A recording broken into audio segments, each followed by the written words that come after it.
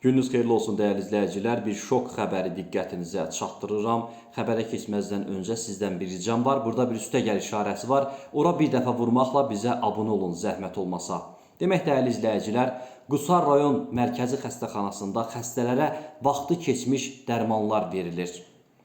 Məlumatı Şimal xəbərlərinin baş redaktoru Müqəddəs Mehdiyev paylaşılıb. Hələ xəbərə diqqət yetirin, şok olacaqsınız. Məlumata görə xəstəxananın aptek bölməsinin əməkdaşı İlhamə Hacıyeva, o həm də xəstəxana direktorunun həyat yoldaşıdır. Tibb işçilərinin WhatsApp qrupuna görün hansı mesajı göndərib, aşağıya qoyuram həm mesajı, həm də səsləndirəcəm.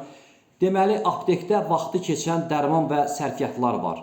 Bunlar şöbələrə paylanılacaq. Baxın, bizə düşmən lazım deyil. Elə içərimizdə bu cür düşmənlərimiz var. Bu nə deməkdir? Vaxtı keçmiş dərmanları xəstələrə paylamaq. Bu yazışma tibb işçiləri arasında ciddi narazılıq yaradıb. İddialara görə yaranan mübahisələrdən sonra İlhamə Hacıyevanın göstərişi ilə WhatsApp qrupu bağlanıb. Bəzi məlumatlara görə Qusar rayon mərkəzi xəstəxanasında ötən il 23 nəfər dünyasını dəyişib. Deyilənə görə bu rekord göstəricidir. Hazırda Qusar rayon prokurorluğunda xəstəxanadan edilən bəzi müraciətlər əsasında araşdırmalar aparılır. Ümid edirik ki, bu WhatsApp yazışması da ciddi şəkildə yoxlanılacaq və həqiqət üzə çıxacaq deyə Mehdiyev qeyd edib. Məsələ ilə bağlı təbbə sorğu ünvanlanıb, yəqin onlar da öz mövqelərini bildirəcək.